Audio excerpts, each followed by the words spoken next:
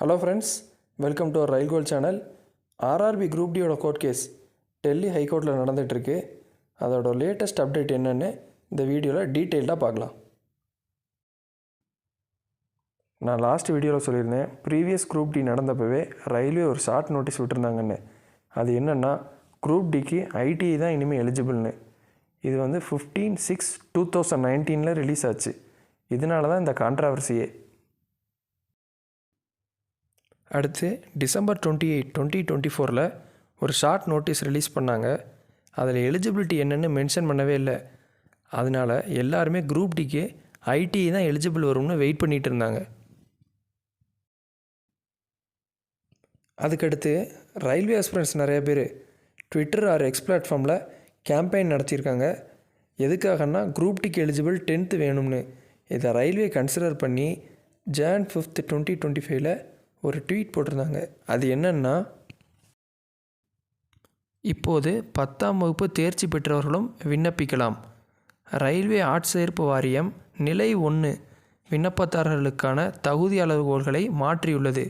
இப்போது 10வது தேர்ச்சி அல்லது டிப்ளமோ அல்லது தேசிய பயிற்சி சான்றிதழ் NAC பெற்றவர்களும் இந்த பதவிக்கு விண்ணப்பிக்கலாம். இதுக்கப்புறம் ரயில்வே டீட்டெயில் நோட்டிஃபிகேஷன் ரிலீஸ் பண்ணாங்க. அதில் எல்லா போஸ்ட்டுக்குமே எலிஜிபிலிட்டி ட்வீட்டில் போட்ட மாதிரி 10th or ITI or national apprentice certificate granted by NCVT அப்படி கொடுத்துருந்தாங்க.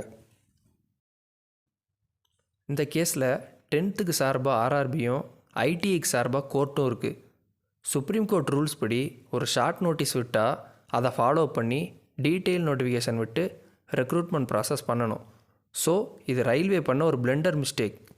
இப்போது ஐடிஐ மட்டும்தான் எலிஜிபிள் அப்படின்னா கண்டிப்பாக பெரிய ப்ரொடெஸ்ட் நடக்கும். அதே நேரத்தில் 2019 விட்ட நோட்டீஸை நம்பி குரூப் டிக்காக ஐடிஐ ஜாயின் பண்ணி இதுக்குன்னு எய்ம் பண்ணி படித்த அஸ்பிரண்ட்ஸுக்கு எல்லாம் இது ஒரு அன்ஃபேரான சுச்சுவேஷன் ஆயிரும். ஸோ ஃப்ரெண்ட்ஸ், எப்படியும் வேக்கன்சி ஃபில்லப் பண்ணி தான் ஆகணும். எக்ஸாம் டிலே வேணால் ஆகலாம். ஸ்டடீஸை கண்டினியூ பண்ணுங்கள். கிடைக்கிற டைமை கரெக்டாக யூட்டிலைஸ் பண்ணிக்கோங்க. Don't lose your hope.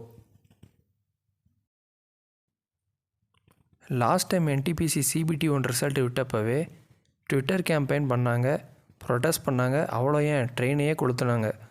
அதனால் CBT 1 ரிசல்ட்டே மாறுச்சு. RRB level wise cut off ரீரிலீஸும் பண்ணாங்க. இவ்வளவும் பண்ணது நார்த் இந்தியன்ஸ். ஆல்ரெடி இப்போது 10th vs ஐடிஐன்னு அங்கே சின்னதாக ஃபைட் போயிட்டு தான் இருக்குது. நம்ம ஸ்டேட்டில் TNPCக்கு உள்ள ஒற்றுமை ரயில்வேக்கு இருந்ததில்லை.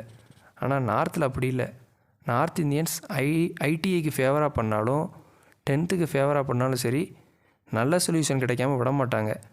அதே நேரத்தில் குரூப் டி ப்ராசஸ் டிலே ஆனாலும் சவுத்தில் ஒற்றுமையாக இருந்து பாசிட்டிவ் ரிசல்ட் எதிர்பார்ப்போம். அடுத்து ஏதாவது ட்விட்டர் ஆர் எக்ஸ் கேம்பெயின் நடந்தால் அதில் பார்ட்டிசிபேட் பண்ணி உங்கள் சப்போர்ட்டை கொடுங்க. ஸோ என்னை பொறுத்தவரை 2 பேருக்குமே ஃபேவராக ஜட்ஜ்மெண்ட் எண்டில் வரதான் வாய்ப்பு இருக்குது. நம்ம படிக்கிறதுல அதிகமாக கவனம் செலுத்துவோம். போஸ்டிங் அடிங்க, ரயில்வே எம்ப்ளாயியாக மாறுங்க. உங்கள் கேரியரை சேஃப் அண்ட் செக்யூராக ரயில்வே டிபார்ட்மெண்ட்டை ஸ்டார்ட் பண்ணுங்கள். அப்புறம் ஃப்ரெண்ட்ஸ், இந்த டேட்டாஸ் எல்லாம் கேதர் பண்ணி உங்களுக்கு டீட்டெயில்டாக கொடுக்கணுன்றதுக்காக தான் நேற்று வீடியோ போடலை. இது போக வேறு அப்டேட்ஸ் கிடைச்சாலும் என்னால் முடிஞ்சளவுக்கு குயிக்காக நம்ம டெலகிராம் சேனலையும் யூடியூப் சேனலையும் ஷேர் பண்ணுறேன்.